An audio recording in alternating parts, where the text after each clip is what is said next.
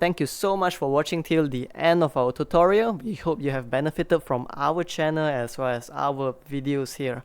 If what we do here has been helpful to you thus far, please help us or support us by pledging to our Patreon, or you could just support us by liking, commenting down below as well as sharing our videos. Thank you.